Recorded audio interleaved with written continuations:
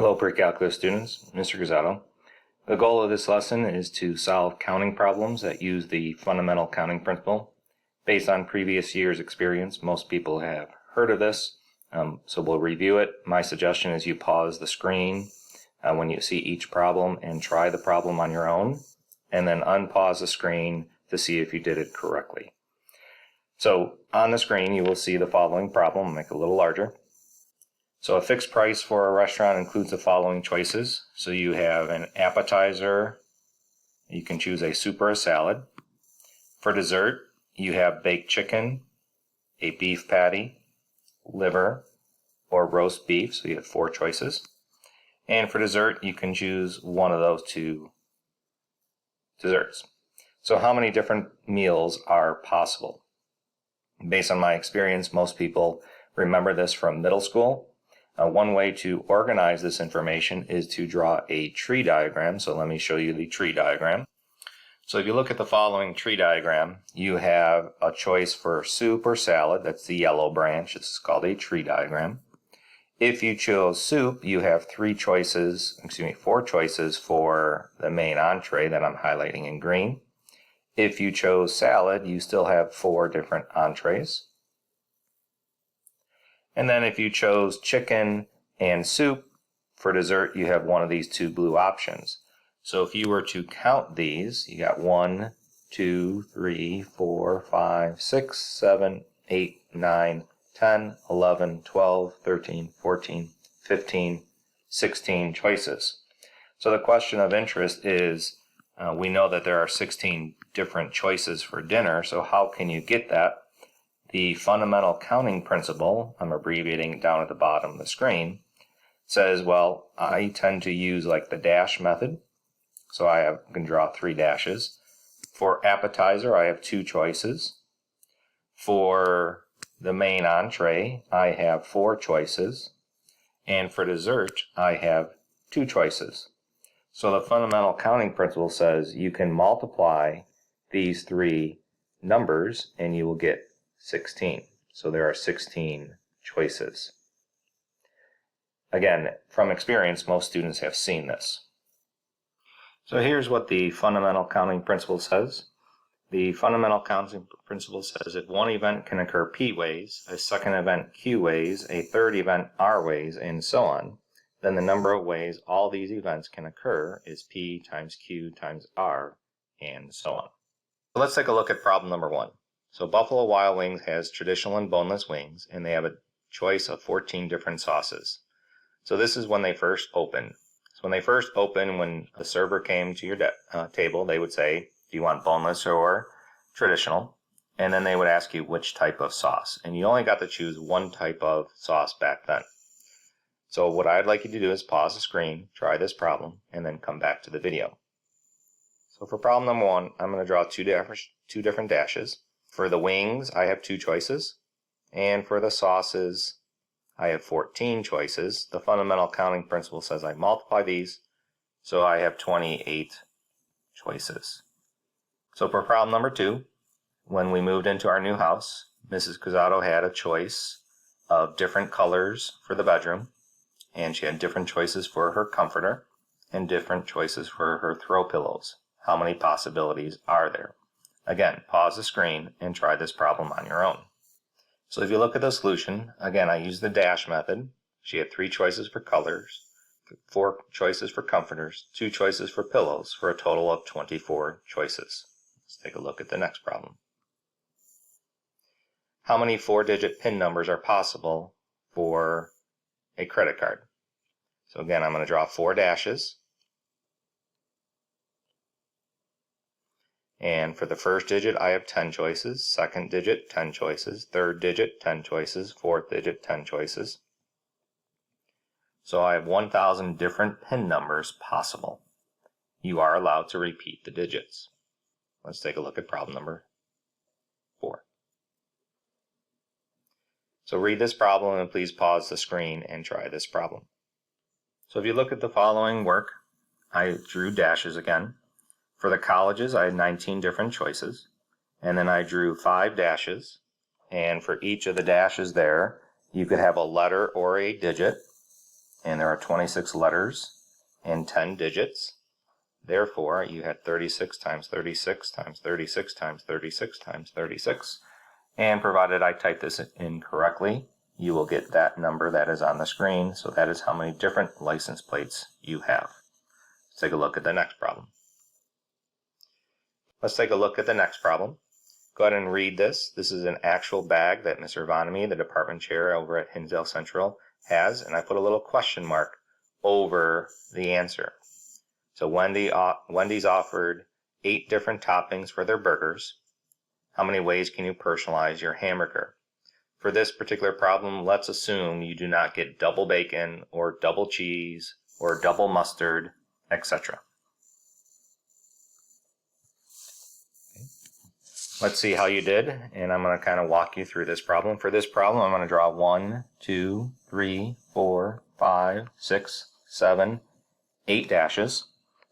And in class, I would always ask, what are some of the topics you like? Some people will say lettuce. Some people will say onion. Some people will say cheese. Some people will say mustard. Some people will say ketchup. Some people will say pickles.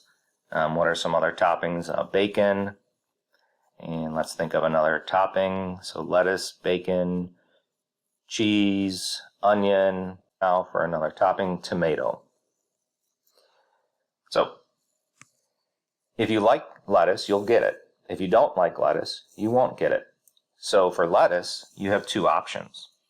For onions, you either like onions or you don't. So you get onions or you won't get onions. So you have 2 choices. For cheese, you either get cheese or you don't get cheese. So you have 2 options.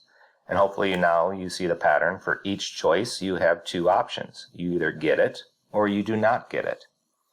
So the fundamental counting principle says you would multiply. This is 2 to the 8th, which is 256 different ways you can personalize your hamburger. And here's the actual slide with the picture of the Wendy's bag. Let's take a look at the next problem. Let's take a look at these 2 problems and go ahead and pause the screen and try these 2 problems. Let's see how you did. So problem number 6 is at the top. Again, I drew 2 dashes. For vowels, I have 5 choices and then 21 choices for consonant for a total of 105 choices. For number 7, 2 dashes again. For the first letter, I have a vowel. Second letter, there were no restrictions, so I had 26 choices. So 5 times 26 is 130 possible codes. Let's take a look at the next couple problems. For number 8, how many 5-digit numbers can be formed using the digits 2, 4, 6, 8, and 9? Part A says without repetition. Part B says with repetition. So without repetition means you may not use the letter twice, and with repetition means you can use the letter, or the digit in this case, more than once. So go ahead and pause the screen and try these 2 problems. So let's see how you did. I actually have part B down at the bottom of the screen already. So with repetition, the 5 dashes, you have 5 choices for each spot, so 5 to the 5th, or 3125. For part A, repetition is not allowed. So for the first digit, you had 5 choices. Let's suppose you chose the 8.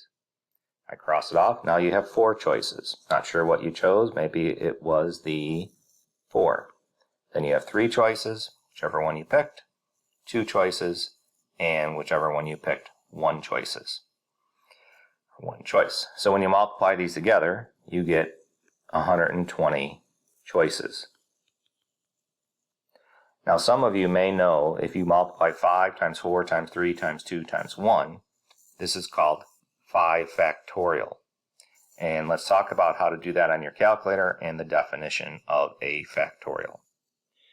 So as I mentioned, 5 times 4 times 3 times 2 times 1 is considered or written 5 factorial. We don't read it exclamation point. So 12 factorial means 12 times 11 times 10, all the way down to 1. So the definition says n factorial is n minus 1, n minus 2, all the way down to 1. And let me show you how to do this on your calculator. So first I'm going to do the Casio. So on the Casio, you press Option and then F6 for more, and then F3 for probability, and down at the bottom you will see x factorial. So if you wanted 5 factorial, you would press 5 and then F1 and hit enter, and you're going to get 120. So let me repeat that for everyone. To get to the factorial button, you press Option, you press F6, number 3, and if we wanted to do 12 factorial, you would do 12 and then factorial and hit enter, and you get 12 factorial. On the TI, you have to type in the number 5, then press Math, and highlighted in red. You move over to PRB or prob, and you press number 4, factorial.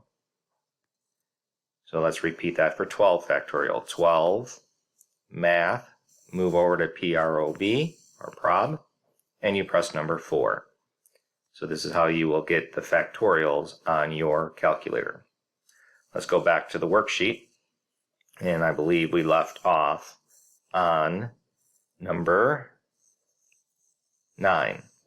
So pause the screen, take a look at problem number 9 and 10. So we take a look at problem number 9. How many 5-digit numbers can be formed using the digits 2, 4, 6, 8, 9 if the number is odd and repetition is allowed? So in order for a number to be odd, the ones digit here must be odd. So you only have one choice for that. It has to be a 9. So you only have one choice. So I'm going to put a 1 there. It has to be a 9. And then repetition is allowed. So I don't need to cross that off. Therefore, the first spot, I then have 5 choices. Second spot, 5 choices. Third spot, 5 choices. Fourth spot, 5 choices. So 5 to the 4th, or 625 different 5-digit numbers that are odd using 2, 4, 6, 8, and 9.